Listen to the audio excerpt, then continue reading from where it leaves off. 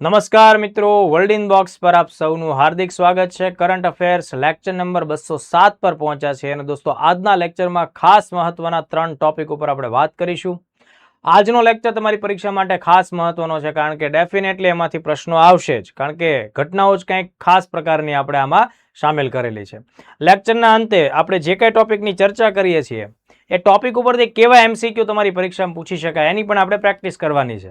આ પ્રકારના સજેશન્સ તમારા પૈકી જ કેટલાક હોશિયાર વિદ્યાર્થીઓ આપેલા અને એને આપણે સ્વીકારીને તરત જ એ પ્રેક્ટિસ આપણે ચાલુ કરેલી છે। તો દોસ્તો આગળ વધીએ છીએ એ પહેલા વર્લ્ડ ઇનબોક્સ એકેડમી ગાંધીનગર ખાતે આગામી 17મી ઓગસ્ટના દિવસથી સ્પેશિયલ પોલીસ કોન્સ્ટેબલ માટેની એડવાન્સ બેચ શરૂ થવાની છે। સમય બપોરનો રાખ્યો છે, 1 થી 3 અને અડધી કલાકની ટેસ્ટ રહેશે, જેથી કરીને જે વિદ્યાર્થીઓને બપોર પછીના સમયમાં રનિંગની પ્રેક્ટિસ કરવી હોય અથવા તો સવારમાં પ્રેક્ટિસ કરવી હોય તો બંને પ્રકારની પ્રેક્ટિસ અનુકૂળ આવી શકે। દોસ્તો પરીક્ષા કોઈ પણ હશે, તમારી એડવાન્સ લેવલની તૈયારી હશે ત્યારે જ તમને રિઝલ્ટ મળશે। તમે એવું વિચારશો કે ભાઈ ફોર્મ બહાર પડવા દો, પરીક્ષા જાહેર થવા દો ને પછી અમે જાગીએ ને ભાગીએ, તો પછી એ ભાગતા રહેવાનું રહેશે, સફળતા હાથમાંથી સરકી જશે। એટલે તમે આવી ભૂલ ના કરશો, એડવાન્સ બેચ જોઈન કરો। પરીક્ષા જાહેર થાય એ સમય સુધીમાં તમારો મેક્સિમમ અભ્યાસક્રમ પૂરો થયેલો હોય, તમારું રિવિઝન થતું હોય, તમારા પેપર સોલ્યુશન થતા હોય ત્યારે આપણા ચાન્સ લાગતા હોય છે। ચાલો તો આ બેચની જાહેરાત છે, રૂબરૂ પણ વર્લ્ડ ઇનબોક્સ પર આવી શકો છો અથવા 7575061818 આ નંબર ઉપર કોલ કરી શકો છો। આજનો જે પહેલો ટોપિક છે દોસ્તો એ ખાસ મહત્વનો છે।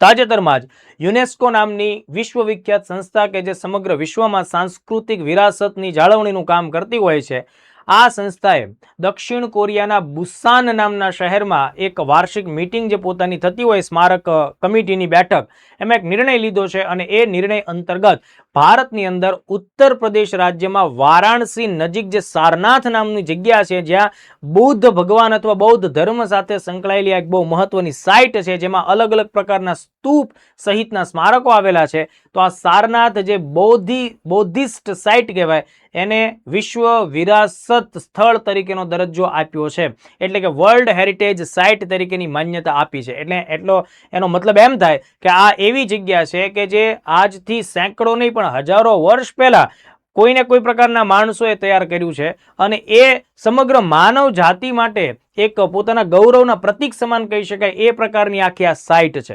અને દોસ્તો તેનો જે સંબંધ છે એ સમ્રાટ અશોક સાથે પણ છે અને તે અશોકના સમયની અંદર ત્યાં જે બહુ જ મહત્વનું જે ધર્મચક્ર પરિવર્તનને દર્શાવતું જે ચક્ર બનાવવામાં આવ્યું છે તેને આપણે રાષ્ટ્રીય મુદ્રા તરીકે પણ સ્થાન આપેલું છે અને એ વસ્તુ આપણને સારનાથના ઉત્ખનન દરમિયાન જ તે મળેલી છે। તો કહેવાનો ભાવાર્થ એમ છે કે સારનાથની બુદ્ધિસ્ટ સાઇટ એ ભારતની નવી વિશ્વ વિરાસત સ્થળ તરીકે પસંદગી પામેલી સાઇટ છે। ક્રમની દ્રષ્ટિએ દોસ્તો આપણે વાત કરીએ તો આ સાઇટનો ઉમેરો કે વધારો થવાની સાથે ભારતમાં કુલ વિશ્વ વિરાસત પ્રકારના સ્થળો હોય એની સંખ્યા 45 પહોંચી ચૂકી છે, 45, જે પૈકી 37 સાઇટ છે એ માનવ નિર્મિત છે, 7 સ્થળો કુદરતી રીતે છે અને એક જે સાઇટ છે એ મિશ્રિત પરિસ્થિતિમાં આવશે। જે સિક્કિમનું કાંચનજંગા છે એને આપણે મિશ્રિત વર્લ્ડ હેરિટેજ સાઇટ તરીકે કહીએ, એની ભારતમાં એ એક જ એવું છે કે જેમાં માનવ નિર્મિત અને કુદરતી બંને પ્રકારના લક્ષણોનો સમાવેશ કરવામાં આવેલો છે। તો દોસ્તો હવે આ આખો જે ટોપિક છે એ તમારી એક્ઝામ માટે બહુ જ મહત્વનો છે, બરાબર? એટલે મેં જેટલા ફેક્ટ્સ કીધા છે એ ફેક્ટ્સ પણ યાદ રાખજો। વિશ્વમાં સૌથી વધુ વિશ્વ વિરાસત પ્રકારના સ્થળો કે સ્થાપત્યો હોય એવો એ ધરાવતો દેશ ઇટલી છે, બરાબર? અને ભારતનો જો તમે ક્રમ જુઓ તો ભારત છે એ 6ઠ્ઠા નંબર ઉપર આવે, બરાબર? આપણાથી આગળના જો દેશોની આપણે વાત કરીએ દોસ્તો તો ઇટલી છે, ચાઇના છે, ફ્રાન્સ, જાપાન, જર્મની, સ્પેન, આ બધા આપણાથી આગળના લોકેશન્સ ઉપર આવે। આપણો નંબર 6ઠ્ઠો છે એ વાત આપણે ભૂલવાની નથી। તો ચલો હવે આમાંથી શું શું પ્રશ્નો આવશે ખાસ તમે લોકો ધ્યાન રાખજો। પહેલા તો આ જે નિર્ણય લેવામાં આવ્યો છે આ નિર્ણય કયા સ્થળ ઉપર લેવામાં આવ્યો છે, આ લેવલનો પ્રશ્ન ભૂતકાળમાં આવી ચૂકેલો છે, કારણ કે આ ટાઈપની જ્યારે બીજી કોઈ સાઇટ્સને વર્લ્ડ હેરિટેજ સાઇટનો દરજ્જો મળ્યો તો એ બેઠક કઈ હતી એવા સવાલો પણ પૂછવામાં આવેલા છે। તો આપણે શું યાદ રાખીશું પરીક્ષા માટે? દક્ષિણ કોરિયાના બુસાન ખાતે બેઠક થઈ। આ બેઠક કોની થઈ? યુનેસ્કો નામની સંસ્થાની થઈ। અને આ યુનેસ્કો નામની સંસ્થાની બેઠકનો ક્રમ કેટલામો? તો કે ભાઈ વર્લ્ડ હેરિટેજ કમિટી છે એનું 48મું સેશન હતું। કેટલામું સેશન હતું? 48। એમાં જે નિર્ણય લેવાનો છે એની અસર ભારત ઉપર થઈ। તો કે ભાઈ ભારત ઉપર એની અસર કેવી રીતે થઈ? તો કે સાહેબ આમાં છે ને ઉત્તર પ્રદેશ રાજ્યમાં વારાણસી જિલ્લામાં વારાણસી નજીક બહુ જ પ્રાચીન બૌદ્ધ સ્થળ છે જેને આપણે સારનાથ તરીકે ઓળખીએ છીએ, બરાબર. Ancient Buddhist site of Sarnath, બરાબર. તેને યુનેસ્કોએ વિશ્વ વિરાસત સ્થળ કે સ્મારક જાહેર કર્યું છે. એટલે આ બાબત ખાસ મહત્વની છે. હવે પ્રશ્ન એ થાય કે સર આનો ક્રમ કેટલામો? તો મેં તમને જસ્ટ હમણાં જણાવ્યું છે એ મુજબ આનો જે ક્રમ થશે ભારતના પોઈન્ટ ઓફ વ્યૂ 45મી સાઇટ થશે, જે મેં અહીંયા ટાઇટલમાં જ તમને લોકોને લખીને આપેલું છે. એટલે ભારતનું 45મું વિશ્વ વિરાસત સ્થળ થઈ જાય, બરાબર. કયું સ્થળ? સારનાથ. સીધો જ આઈએમપી પ્રશ્ન થાય, ક્રમ પૂછાય 45. ઉત્તર પ્રદેશનું દોસ્તો આ ચોથું સ્થળ છે. અગાઉ તાજમહેલ, આગ્રાનો કિલ્લો અને ફતેહપુર સિકરી આ 3 લોકેશન્સ યુપીમાં ઓલરેડી વર્લ્ડ હેરિટેજ સાઇટ તરીકે સ્થાન ધરાવે છે. આ એમાં ચોથા સ્થાનનો વધારો થયો. હવે જો આ સ્થળને વિશ્વ વિરાસત સ્થળ જાહેર કરી દેવું જોઈએ, એના માટેની અરજી તો 1998 આસપાસમાં થયેલી છે. એટલે 1998માં, બરાબર, આ જે સ્થળ છે એને ટેન્ટેટિવ લિસ્ટમાં સ્થાન આપવામાં આવ્યું હતું. એટલા વર્ષોની પ્રતીક્ષા બાદ સારનાથ છે એને વિશ્વ વિરાસત સ્થળ જાહેર કરવામાં આવેલું છે. તો આ બાબત આપણે ધ્યાને રાખીશું. બીજું, આ જે છેલ્લી લાઈનમાં એ લખેલી છે એ તમારી એક્ઝામ માટે મોસ્ટ આઈએમપી બાબત બને છે કે ભાઈ આ ભારતનું 45મું વિશ્વ વિરાસત સ્થાન છે. ચલો એ બાબત તો ક્લિયર, પણ ટોટલ કેવી રીતે છે? તો કે 37 છે ને માનવ નિર્મિત સાંસ્કૃતિક સ્થળો છે, 7 પ્રાકૃતિક સ્થળો છે અને 1 મિશ્રિત કન્ડિશનમાં વિરાસત સ્થળ જાહેર થાય છે. અને મેં મિશ્રિત કન્ડિશનમાં તમને જે વિરાસત સ્થળનું નામ આપેલું છે દોસ્તો, એ કયું છે? કાંચનજંગા. કયા રાજ્યમાં આવે? સિક્કિમમાં આવે. તો એ બાબત આપણે ભૂલવાની થતી નથી. અને બીજું ફેક્ટ મેં તમને શું એક્સ્ટ્રા આપ્યું છે? તો કે ભાઈ વિશ્વમાં વિશ્વ વિરાસત સ્મારકો કે સ્થળોની સંખ્યાની દ્રષ્ટિએ ભારતનું સ્થાન કેટલામું છે? તો કે ભાઈ 6th નેશન છે, આપણે 6થો દેશ છીએ. આ આંકડો ભૂલવાનો બિલકુલ નથી. સૌથી વધુ કયા દેશ પાસે છે? તો કે ઇટલી દેશ પાસે છે, બરાબર. ઇટલી પહેલા નંબર ઉપર, ધેન આફ્ટર આપણે 6થા નંબર ઉપરનો આપણો ક્રમ થાય. એ બાબત આપણે યાદ રાખીએ. હવે જુઓ દોસ્તો, આ જે સ્થાન છે એમાં કઈ કઈ એવી ખાસ બાબતો છે કે જેને તૈયાર કરવામાં કોઈને કોઈ વિશેષ પ્રકારની માનવ પ્રતિભા, બુદ્ધિ કે લાક્ષણિકતાનો ઉપયોગ કરવામાં આવ્યો હશે સેંકડો હજારો વર્ષ પહેલા. તો જો દોસ્તો, અહીંયા કેટલીક ખાસ બાબતો તમારે ધ્યાન રાખવાની છે કે ભાઈ આ સ્થાનનું એવું શું ઇમ્પોર્ટન્સ છે, ખાસ સમજી લેજો. તો કે પહેલી વાત કે આ સારનાથ નામનું જે પ્લેસ છે ને દોસ્તો, એ ભગવાન બુદ્ધના જીવન સાથે સંકળાયેલા ખાસ મહત્વના જે 4 સ્થળો છે, એ 4 સ્થળો પૈકીનું એક સ્થળ છે. આ સારનાથ છે ને દોસ્તો, એ જ્યારે ભગવાન બુદ્ધે બોધિ ગયા કે બોધ ગયામાં જ્યારે જ્ઞાનની પ્રાપ્તિ કરી, એ જ્ઞાનની પ્રાપ્તિ થયા બાદ આ સારનાથમાં આવીને પોતાના 5 શિષ્યોને પહેલી વખત પ્રવચન કે ઉપદેશ કે કોઈ આદેશ કે શિક્ષા આપી હતી. એટલે ભગવાન બુદ્ધનો પહેલો જે ઉપદેશ છે એ આ ઘટના, આ સ્થળ સાથે જોડાયેલી છે, જેને આપણે ધર્મચક્ર પ્રવર્તનના નામથી પણ ઓળખીએ છીએ. એટલે આ ફેક્ટ પણ બહુ જ આઈએમપી છે. એટલે બહુ જ ખાસ ધ્યાનપૂર્વક તમે આ બાબતને ધ્યાન રાખજો કે ભાઈ ધર્મચક્ર પ્રવર્તન, બરાબર, આ જે કામગીરી થઈ એ સારનાથમાં થયેલી છે. કે ભગવાન બુદ્ધે જ્ઞાન પ્રાપ્તિ થયા બાદ એમનો પહેલો ઉપદેશ છે પોતાના 5 શિષ્યોને આપેલો છે. એટલે બૌદ્ધિક સાહિત્યમાં સારનાથનું વિશેષ સ્થાન છે. એટલે બૌદ્ધિક સાહિત્ય છે અથવા બૌદ્ધ ગ્રંથોમાં સારનાથને ઋષિપત્તનના નામથી ઓળખવામાં આવે, અથવા તો એને મૃગદાવ એવા નામથી પણ ઓળખવામાં આવે. કદાચ એ સમયમાં જે જંગલોમાં હરણાઓની સંખ્યા ખૂબ વધારે હોવાને લીધે આવું કંઈક નામ આપ્યું હોઈ શકે. એટલે ઋષિપતન અને મૃગદાવ આ 2 શબ્દો સારનાથ માટે પ્રાચીન સાહિત્યોમાં લખાયેલા છે. એ રીતે આપણે ધ્યાન રાખવું પડશે. હવે જુઓ, આ જે લોકેશન છે મિત્રો, એમાં આપણને શું જોવા મળે છે? એક તો ચોખંડી સ્તૂપ છે, બરાબર. તો આ ચોખંડી સ્તૂપ છે એ કઈ વાતનું પ્રતીક છે? તો કે ભાઈ ભગવાન બુદ્ધ અને એમના શરૂઆતના જે 5 શિષ્યો છે એમના મિલનનું સ્મારક છે. એટલે આ વસ્તુ તમારે યાદ રાખવી પડશે. બની શકે કે ભાઈ તમને લોકોને આ સારનાથનું જે આખું સ્મારક છે એ મેન્સમાં પૂછાય, સીસીઈ જેવી પરીક્ષામાં, તો પણ તમને એનું કંઈક ને કંઈક સાંસ્કૃતિક મહત્વ ખબર હોવી જોઈએ કે કયા પ્રકારના સ્થાપત્યો ત્યાં છે એનો ખ્યાલ હોવો જોઈએ. એટલે પહેલું છે ચોખંડી સ્તૂપ. ચોખંડી સ્તૂપ છે એ કઈ વાતની નિશાની છે, કઈ વાતનું પ્રતીક છે? ભગવાન બુદ્ધ અને એમના 5 શિષ્યો અહીંયા મળ્યા એ વાતની નિશાની છે. પછી છે ધમેક સ્તૂપ. તો એવું માનવામાં આવે છે કે આ જ એ જગ્યા છે દોસ્તો કે જ્યાં ભગવાન બુદ્ધે ત્યાં બેસી અને પહેલો ઉપદેશ આપ્યો હતો. તો આ ધમેક સ્તૂપ બહુ મહત્વની વાત છે, બરાબર. પછી ધર્મરાજિકા સ્તૂપ અને મૂલગંધ કુટી વિહાર, આ 2 પ્લેસ પણ ત્યાં આવેલા છે. આજની તારીખે પણ ત્યાં તમને જોવા મળે છે. અશોકનો શિલાલેખ સારનાથમાંથી મળે છે અને અશોકના સમયમાં જે રાજ ચિહ્ન, જે સિંહના મસ્તક વાળું છે, એ પણ આપણને મળે છે.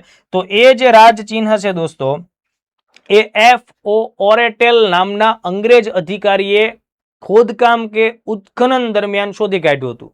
અને આ F.O. ઓરેટલ નામના અંગ્રેજ અધિકારીએ જે સ્મારક શોધી કાઢ્યું, બરાબર, એને જ આપણે આજે રાજ ચિહ્ન, પ્રતીક કે મુદ્રા સ્વરૂપે લઈ રહ્યા છે. એટલે આ બાબત આપણે ખાસ ધ્યાન રાખવું પડશે. તો આટલા ફેક્ટ તમે લોકો યાદ રાખો. અશોકનો ત્યાં શિલાલેખ પણ છે અને રાજ ચિહ્ન, સિંહની મુદ્રાવાળું રાજ ચિહ્ન પણ છે, ચોખંડી સ્તૂપ છે, ધમેક સ્તૂપ છે, બરાબર, અને ધર્મરાજિકા સ્તૂપ. આવા 3-4 નામો તમને યાદ રહી જાય તો તમે આરામથી મેન્સમાં આ વસ્તુને હાઇલાઇટ કરી શકો છો. ઓકે, હવે જુઓ, ભગવાન બુદ્ધના જીવન સાથે તમે જ્યારે પ્રાચીન ભારતનો ઇતિહાસ ભણો છો ત્યારે કેટલાક ફેક્ટ યાદ રાખો છો. 4 અગત્યના પ્લેસ તમારે ધ્યાન રાખવાના છે. એમનું જન્મ સ્થળ છે લુંબિની છે, જે નેપાળના રૂમિનદેહી જિલ્લામાં આવેલું છે. તો જન્મ સ્થળ. ત્યારબાદ જ્ઞાન પ્રાપ્તિ માટેનું જે સ્થળ છે બિહારમાં આવેલું છે, બોધ ગયા. કેટલીક જગ્યાને બોધી ગયા એવા નામથી પણ ઓળખવામાં આવે. આ જ્ઞાન પ્રાપ્તિ થયા બાદ ઉત્તર પ્રદેશ વારાણસીમાં જે સારનાથ છે ત્યાં એમનો પ્રથમ ઉપદેશ આપવામાં આવ્યો છે. એટલે સારનાથનું ઇમ્પોર્ટન્સ પણ ખૂબ છે. આ 3જું સ્થળ થાય. અને અંતે જ્યારે પોતાનો દેહ છોડે છે એ જગ્યા કુશીનગર છે, જે યુપીમાં આવેલી છે. એટલે મહાપરિનિર્વાણ તરીકે આપણે એમને ઓળખીએ છીએ. તો આટલા ફેક્ટ તમારી એક્ઝામ માટે ખૂબ જરૂરી બને છે. તો સારનાથના આખા સાઇટને દોસ્તો વર્લ્ડ હેરિટેજ સાઇટમાં દરજ્જો મળ્યો છે. હવે બિંગ સ્ટુડન્ટ ઓફ ગુજરાત, તમને એ વસ્તુનો ખ્યાલ રહેવો જોઈએ કે સર આખા દેશમાં તો 45 જેટલી સાઇટ વર્લ્ડ હેરિટેજ સાઇટ તરીકે અત્યારના ધોરણે ભારતમાં છે. એ પૈકી આપણા ગુજરાતમાં કઈ કઈ સાઇટ છે અને કયા વર્ષે એને વિશ્વ વિરાસત સ્થાન તરીકેનો દરજ્જો આપવામાં આવ્યો છે? તો જો દોસ્તો, ગુજરાતમાં ટોટલ અત્યારના સમયે 4 જેટલી સાઇટ છે. તો ભારતમાં જે ટોટલ 45 છે ને એમાંથી 4 ક્યાં આવેલી છે? ગુજરાતમાં આવેલી છે. સૌથી પહેલા 2004માં, એટલે કે આજથી 22 વર્ષ પહેલાની વાત છે, ચાંપાનેર પાવાગઢ આર્કિયોલોજીકલ પાર્ક, એટલે ચાંપાનેરની સાઇટ છે એ સૌથી પહેલી વર્લ્ડ હેરિટેજ સાઇટમાં સ્થાન પામેલી ગુજરાતની સાઇટ છે. ત્યારબાદ એના 10 વર્ષ બાદ 2014માં પાટણની વિશ્વવિખ્યાત વાવ છે રાણીની વાવ, બરાબર. તો એને પણ આપણે આ રીતના વિશ્વ વિરાસત દરજ્જામાં સ્થાન અપાવવામાં સફળ રહ્યા છીએ. એના 3 વર્ષ બાદ 2017માં હિસ્ટોરિક સિટી ઓફ અમદાવાદ, એટલે અમદાવાદ શહેરને પણ એક અગત્યનું સ્મારક શહેર જાહેર કરવામાં આવ્યું છે. અને લેટેસ્ટ 2021ના સંદર્ભે વાત કરીએ તો ધોળાવીરા, બરાબર, 3 સ્તરીય નગર વ્યવસ્થા ધરાવતું હડપ્પાનું એકમાત્ર શહેર તમે કહી શકો તો ધોળાવીરા છે. અને તમને ખ્યાલ છે કે ભાઈ વિશ્વનો સૌથી પ્રાચીન તમને કોઈ શિલાલેખ કે અથવા તો તમને કોઈ પ્રકારનો એવો નેમ પ્લેટ કે કોઈ જગ્યાએ એવી વિગતો મળતી હોય, ધોળાવીરા છે. પાણીના બેસ્ટ એક્ઝામ્પલ્સ તમને ત્યાંથી મળે છે, મતલબ સાઇનબોર્ડ ઉપરાંત પાણીની વ્યવસ્થાપન માટે. પછી ગ્રામીણ ઓલિમ્પિક અથવા તો એ પ્રકારના સ્ટેડિયમ મળે છે. તો ધોળાવીરાનું બહુ વિશેષ મહત્વ થાય. તો આ 4 સાઇટ છે ફ્રોમ ગુજરાત કે ભાઈ જે અત્યારના ધોરણે ભારતની વિશ્વ વિરાસત સ્થાનોમાં આટલી સાઇટ છે. બની શકે કે આમાંથી સીધો સવાલ આવી જાય, બરાબર. તો આટલા ફેક્ટ આપણે ખાસ યાદ રાખીએ. તો પહેલો મુદ્દો તમારો કમ્પ્લીટ થાય છે. ધેન આફ્ટર બીજો મુદ્દો એવો છે કે જેમાં પણ ભારતનું ગૌરવ વધે છે. જેમ સાંસ્કૃતિક વારસામાં વધ્યું, સેમ અહીંયા તમને બીજા એક ફિલ્ડ સ્પોર્ટ્સના ફિલ્ડમાં, બરાબર, સ્પોર્ટ્સના ફિલ્ડમાં ભારતનું સ્થાન વધે એવું એક કામ થયું છે. ભારતની બેડમિન્ટન ક્ષેત્રની સુપરસ્ટાર કહી શકાય પીવી સિંધુ, એને તાજેતરની અંદર જ જાપાનના ટોકિયોમાં ખૂબ અગત્યની ચેમ્પિયનશિપનું આયોજન થયું હતું, જાપાન ઓપન. અને જાપાન ઓપનનું ટાઇટલ જીત્યું છે. અને જાપાન ઓપનનું ટાઇટલ જીતનારી એ સૌ પ્રથમ ભારતીય ખેલાડી બની છે. તો અહીંયાથી ખાસ પ્રકારના ફેક્ટ આવે. અને એમની આ જે સફળતા છે એમનો સમાવેશ મન કી બાત કાર્યક્રમમાં પણ નરેન્દ્ર મોદી સાહેબે આ ઘટનાને પણ સામેલ કરેલી છે. તો એમાંથી ખાસ મહત્વના પ્રશ્ન આવશે. પ્રશ્ન એકદમ સિમ્પલ આવશે. જો તમે આ બેઝિક વસ્તુ સમજીને જશો તો તમને જવાબ આવડી જશે. PV Sindhu Japan Open title જીતનારી પ્રથમ ભારતીય બેડમિન્ટન ખેલાડી બની ગઈ છે. એટલે આ પહેલા તો આ જ વાક્ય તમારે એક્ઝામ માટે સૌથી મહત્વનું આખું વાક્ય બની જાય છે, બરાબર. હવે બીજી વાત કે આ જે રમત રમાડવામાં આવી એનું આયોજન કોણ કરે છે? તો કે ભાઈ બેડમિન્ટન વર્લ્ડ ફેડરેશનના ધારાધોરણ પ્રમાણે આ આખી ટુર્નામેન્ટનું આયોજન થયું. એટલે આને BWF 750 અથવા તો સુપર 750 કક્ષાની ગેમ કહી શકાય. હવે એ બેડમિન્ટનમાં અલગ અલગ 6 લેવલની ગેમ હોય, બરાબર. એમ આ સુપર 750 એ લગભગ બીજા ત્રીજા લેવલની ગેમ કહી શકાય, બરાબર. સૌથી હાઈએસ્ટ છે એ વિશ્વ ચેમ્પિયન કહી શકાય, બરાબર. આ જાપાન ચેમ્પિયનની ગેમ હતી આખી. તો એક આ બાબત થઈ. ફાઇનલ મેચમાં પીવી સિંધુએ જાપાનની જ ખેલાડી છે જેનું નામ છે અકાને યામાગુચી, બરાબર. અકાને યામાગુચી આને હરાવી છે. આ અકાને યામાગુચી ભૂતપૂર્વ વિશ્વ ચેમ્પિયન હતી બેડમિન્ટનની, એને હરાવી. તો આ કોઈ સામાન્ય કામ તો થયું નહીં હોય. 2 સેટમાં 21-17 21-17 ના માર્જિન સાથે એને જીતી છે. ઇન શોર્ટ એ બધું આપણે યાદ નથી રાખવાનું, આપણે અકાને યામાગુચીનું નામ યાદ રાખવું પડે. પરીક્ષામાં આ લેવલ સુધી ક્વેશ્ચન જાય તો એ પણ આપણાથી સોલ્વ થઈ જવું જોઈએ. તો આટલા મુદ્દા આપણે ક્લિયર કર્યા. હવે જુઓ, પીવી સિંધુ છે ને એ કોઈ સામાન્ય ખેલાડી નથી. આ એક એવી ખેલાડી છે કે જેને ભારત સરકારે એની સફળતાઓ માટે પદ્મશ્રી અને પદ્મ વિભૂષણ જેવા પુરસ્કારો આપેલા છે. પદ્મભૂષણ જેવા પુરસ્કારો આપેલા છે, બરાબર. 2 અલગ અલગ ઓલિમ્પિકમાં મેડલ લાવનારી એ પહેલી ભારતીય પ્લેયર થાય. ભૂતકાળની અંદર એ વિશ્વ ચેમ્પિયન પણ બની ચૂકી છે બેડમિન્ટનમાં. એટલે આ કોઈ સામાન્ય પ્લેયરનું નામ નથી. તમે લોકો ખાસ ધ્યાન રાખજો. રિયો ઓલિમ્પિક્સમાં 2016માં સિલ્વર મેડલ પ્રાપ્ત કરે છે. ટોક્યો ઓલિમ્પિક્સ 2020માં બ્રોન્ઝ મેડલ પ્રાપ્ત કરે છે. એટલે 2 અલગ અલગ ઓલિમ્પિકમાં, એટલે ઓલિમ્પિકમાં 2 વખત ચેમ્પિયનશિપ એને મળે છે, બરાબર. ભલે સિલ્વર બ્રોન્ઝ એ મેડલ પછીની વાત છે, પણ 2 વખત ઓલિમ્પિયન મેડલ લાવવા એ બહુ મોટી વાત છે અને આ કામગીરી એને કરી. 2019માં એ સમગ્ર વિશ્વમાં વિશ્વ બેડમિન્ટન ચેમ્પિયન પણ બની ચૂકી હતી. પદ્મશ્રી પુરસ્કાર 2015 અને પદ્મભૂષણ 2020માં એમને મળેલ છે. એટલે બહુ મોટી ઉપલબ્ધિ ધરાવતી પ્લેયર કહેવાય. અર્જુન એવોર્ડ ને બધું તેને મળેલું છે, પણ એ સામાન્ય કહેવાય એમની સફળતાઓ. કારણ કે કમ્પેરિઝન આપણે એની ઓલિમ્પિક મેડલ સાથે કરીએ તો એના માટે ભારતના નાના નાના પુરસ્કારો આપણે લખતા નથી. યાદ વધારે ન રાખવું પડે તમારે, એક્ઝામમાં એટલા લેવલના પ્રશ્નો નહીં પણ આવે એટલા માટે. તો આ 2 ફેક્ટ આપણે ખાસ યાદ રાખીએ. ચાલો, ત્યારબાદનો જે મુદ્દો છે એનો સંબંધ ભારત સાથે છે અને ખગોળીય ઘટનાઓ સાથે છે. ભારતના એક વૈજ્ઞાનિક વ્યક્તિએ તાજેતરની અંદર બ્રહ્માંડમાં 12.6 અબજ વર્ષો પહેલા, એટલે 1260 કરોડ વર્ષો પહેલા બનેલી જે ગેલેક્સીઝ, બરાબર, પ્રોટોસ્ટાર ક્લસ્ટર જેને કહેવાય, એટલે કે બહુ જૂની ગેલેક્સી છે એ શોધી કાઢી છે, બરાબર. જો આજે આ આખી આકૃતિ બતાવી છે તો આ 12.6 અબજ વર્ષ પહેલા, એટલે 1260 કરોડ વર્ષ પહેલાની સ્થિતિ છે. મતલબ એ સમયનું આ જે ગેલેક્સીનું બંધારણ છે આજની તારીખે જોવા મળે છે. હવે એ જે વૈજ્ઞાનિકે આ વસ્તુ શોધી કાઢીને આનો જે દેખાવ છે, આનું જે સ્ટ્રક્ચર છે એ ભારતના એક ખાસ અગત્યના તળાવ કે સરોવર સાથે મળતું આવે છે. એટલે એ જે સાયન્ટિસ્ટ છે એમણે આની તુલના મણિપુરમાં આવેલા લોકતક સરોવર સાથે કરી છે. એટલે એણે આ ગેલેક્સીને લોકતક સરોવરનું નામ આપેલું છે, બરાબર. તો આ ટાઈપનો પ્રશ્ન આપણી એક્ઝામમાં આવી શકે. એટલે મણિપુરનું જે લોકતક સરોવર છે એના નામ ઉપરથી પ્રાચીન, બહુ જ જૂના સમયની, કારણ કે 12.6 અબજ વર્ષ એટલે સમજો કે ભાઈ બ્રહ્માંડ પણ 13.8 અબજ વર્ષ જૂનું અસ્તિત્વ છે એવું આપણે કહેતા હોઈએ, જે સાયન્ટિફિક આંકડાઓ આપણને મળે.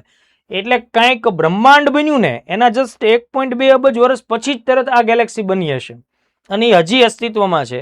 તો એની તુલના લોકતકના લોકેશન સાથે કે એના દેખાવ સાથે કરી છે. એટલે આને લોકતક પ્રોટો ક્લસ્ટર એવું નામ આપવામાં આવ્યું છે. તો આ ખાસ બાબત થઈ, એટલે ધ્યાન રાખશું. એટલે મણિપુરના વિશ્વ પ્રસિદ્ધ લોકતક સરોવરના નામ ઉપરથી એક અત્યંત પ્રાચીન ગેલેક્સી સમૂહ, એટલે તારાઓનો મંડળ, એને નામ આપવામાં આવ્યું છે. તો આ પહેલી લાઈનમાંથી લોકતક સરોવર સાથે તુલના થાય, ઇફેક્ટ એક્ઝામ માટે મહત્વનો થાય, બરાબર. હવે જુઓ, થોડું ડિટેલમાં આપણે વાત કરીએ તો આ જે ગેલેક્સીનો અંદાજિત વર્ષ કેટલો બતાવવામાં આવે છે, 12.6 બિલિયન યર, એટલે કે 1260 કરોડ વર્ષ, બરાબર. ગેલેક્સી પ્રોટો ક્લસ્ટર, એટલે એ સમયનું આખું જે ઝુમખું છે એને લોકતક પ્રોટો ક્લસ્ટર આવું નામ આપવામાં આવ્યું છે. હવે બીજી વાત, આ શોધ કોણે કરી છે તો કે ભાઈ જાપાનની national astronomical observatory of Japan જે છે એમાં કામ કરતા ભારતના મણિપુરના જ વૈજ્ઞાનિક છે, ખગોળશાસ્ત્રી. નામ છે doctor Ronaldo Laishram. Doctor Ronaldo Laishram. Observation ક્યાં કરે છે? જાપાનની એજન્સીમાં કામ કરે છે, પણ એ જાપાનના નાગરિક નથી, ભારતની નાગરિકતા છોડી પણ નથી, ભારતના જ નાગરિક છે, ભારતના જ વૈજ્ઞાનિક છે, પણ જાપાનની ટીમ સાથે મળીને કામ કરે છે.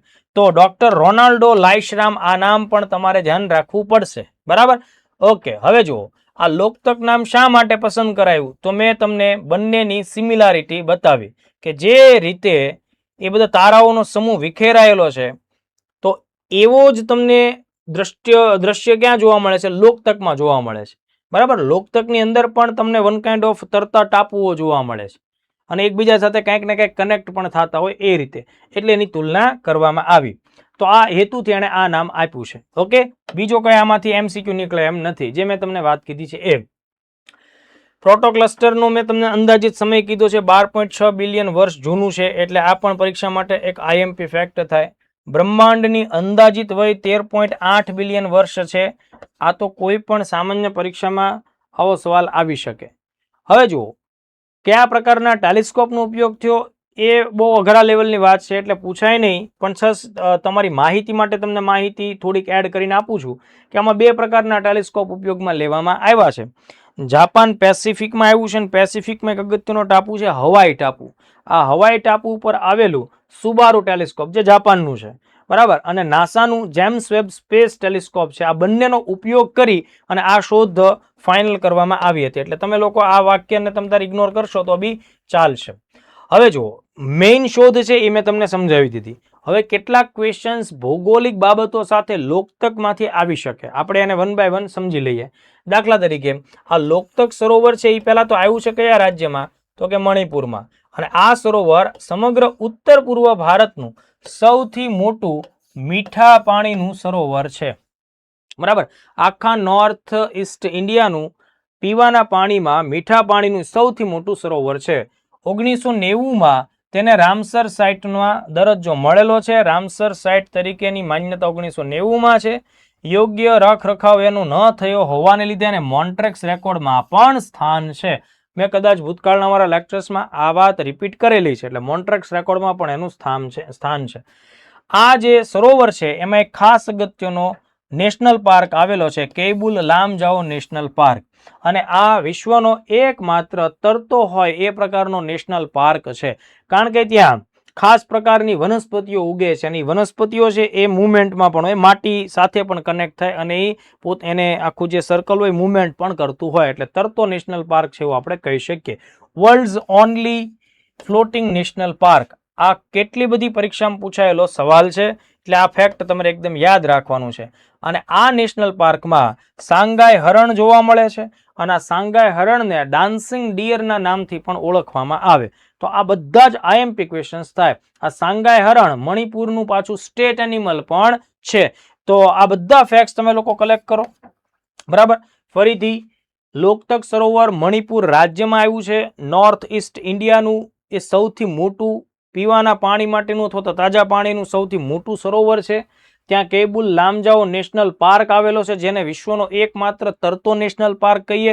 અને આ નેશનલ પાર્ક સાથે ખાસ પ્રકારનું સજીવ પ્રજાતિ જોડાયેલી છે, જેને આપણે સાંગાઈ હરણ, ડાન્સિંગ ડિયર કહીએ છીએ. એની મણિપુર રાજ્યનું રાજ્ય પ્રાણી પણ છે. બરાબર, પ્લસ લોકતક સરોવર છે એ રામસર સાઇટમાં એનું સ્થાન છે, અને વત્તઈ મોન્ટ્રેક્સ રેકોર્ડની અંદર પણ સ્થાન ધરાવે છે. તો આટલા ફેક્ટ્સ તમારે ખાસ ધ્યાને રાખવા પડશે. તો આજ જે આપણે 3 મુદ્દાઓની ચર્ચાઓ કરી છે, આ ચર્ચાઓને ધ્યાનમાં રાખીને આપણે ચેક કરીએ કે કેવા કેવા ક્વેશ્ચન્સ આપણી એક્ઝામમાં પૂછી શકાય અને આપણે એના માટે કેવા પ્રશ્નોના જવાબ આપવા પડશે. તો ચાલો, જુલાઈ 2026માં BWF super 750 Japan Open title જીતનારી પ્રથમ શટલર અથવા તો બેડમિન્ટન સ્ટાર કોણ છે? PV સિંધુ. બરાબર, અહીંયા જો સાયના નેહવાલ ઓપ્શનમાં પહેલું જ નામ છે, તરત જ ટીક મારી દેશો, ભૂલ ખાઈ જશો. તો PV સિંધુ આપણો માગેલો જવાબ થાય. PV સિંધુએ જાપાન ઓપન 2026ની ફાઇનલમાં કઈ ખેલાડીને હરાવીને ટાઇટલ જીત્યું? તો આપણે વાત કરી છે યામાગુચી. બરાબર, અકાને યામાગુચી જાપાન દેશની છે એ પ્લેયર. તો એ પણ ભૂતકાળમાં વિશ્વ ચેમ્પિયન રહેલી, એને અહીંયા હરાવવામાં આવેલી છે. તાજેતરમાં શોધાયેલા 12.6 બિલિયન 1260 કરોડ વર્ષ જૂના ગેલેક્સી પ્રોટોક્લસ્ટરને ભારતના કયા સરોવરના નામ પરથી પ્રોટોક્લસ્ટર નામ આપવામાં આવ્યું છે? ચિલ્કા, વુલર, લોકતક કે પુલિકટ? તો આપણે હમણાં જ વાત કરી છે લોકતક સરોવર. તો જો આ એંગલ આપણને પકડમાં આવવો જોઈએ. બરાબર, આ પ્રકારના સવાલો પરીક્ષા માટે ઉપયોગી થાય. લોકતક સરોવર સંદર્ભે નીચેનામાંથી કયા વિધાનો સાચા છે? તે ઉત્તર પૂર્વ ભારતનું સૌથી મોટું મીઠા પાણીનું સરોવર છે. હવે એક્ઝામમાં જો આ પૂર્વની જગ્યાએ પશ્ચિમ આપી દે તો ઉત્તર પશ્ચિમ થઈ જાય, તરત વસ્તુ આખી ખોટી પડી જાય. બરાબર, એટલે ખાસ આપણે આ મુદ્દા ઉપર ધ્યાન રાખવું. ઉત્તર પૂર્વ ભારતનું સૌથી મોટું મીઠા પાણીનું સરોવર છે. જો એ લોકો ફેરફાર કરીને ખારા પાણીનું સરોવર પણ આપી દે તો એ બધી ભૂલ નહીં કરવાની. એટલે પહેલું વિધાન સાચું. તેને 1990માં રામસર સાઇટ તરીકે જાહેર કરાયું અને મોન્ટ્રેક્સ રેકોર્ડમાં સ્થાન છે. યસ, બીજું વિધાન સાચું. વિશ્વનો એકમાત્ર તરતો રાષ્ટ્રીય ઉદ્યાન કેબુલ લામજાઓ નેશનલ પાર્ક એ આ સરોવરમાં આવેલો છે. તો આ ત્રણ વિધાન સાચા છે. એટલે અહીંયા ડી ઓપ્શન 1, 2 and 3 તો આ ત્રણેય વિધાનો સાચા થાય એ ક્વેશ્ચન થશે. લોકતક પ્રોટો ક્લસ્ટરની શોધ કરનાર આંતરરાષ્ટ્રીય ટીમનું નેતૃત્વ કયા ભારતીય ખગોળશાસ્ત્રીએ કર્યું હતું? તો ડોક્ટર રોનાલ્ડો લાઇશરામ મણિપુરના જ છે. તો એ આપણો સાચો જવાબ આવશે. તો આઈ થિંક આજનો જે 207 નંબરનો લેક્ચર છે કે જેમાં આપણે ભારતની તાજેતરની 45મી વર્લ્ડ હેરિટેજ સાઇટ વિશે વાત કરી સારનાથમાં, વારાણસી નજીક યુપીમાં, એ તમને સમજમાં આવી હશે. સાથોસાથ પીવી સિંધુની જે સફળતા છે એના વિશે પણ આપણે વાત કરી અને બહુ જ જૂની જે ગેલેક્સી મળી છે, શોધવામાં આવી છે અને એને લોકતક સરોવર સાથે એનું નામ જોડવામાં આવ્યું છે. તો આ 3 મોસ્ટ આઈએમપી ફેક્ટ થાય. આવા જ મુદ્દાઓ અને એની પ્રેક્ટિસ માટે વર્લ્ડ ઇન બોક્સ સાથે નિયમિત રીતે જોડાયેલા રહેજો. દોસ્તો, વર્લ્ડ ઇન બોક્સનું જે કરંટ અફેર્સનું આ જે કામ હું અત્યારે આગળ વધારી રહ્યો છું એ ટોટલી એક્ઝામ ઓરિએન્ટેડ જ છે. એ તમને સતત પણ ઉપયોગમાં આવે એવા જ મુદ્દાઓ ઉપર આપણે લોકો ચર્ચા કરીશું. તમારો ટાઈમ બગડે એવી કોઈ પ્રવૃત્તિ આપણે નથી કરવાની. બરાબર, અને માત્ર ને માત્ર એક્ઝામ માટે જ આપણે લોકો ભેગા થઈએ છીએ. ચાલો મળીએ. જય હિન્દ, જય ભારત.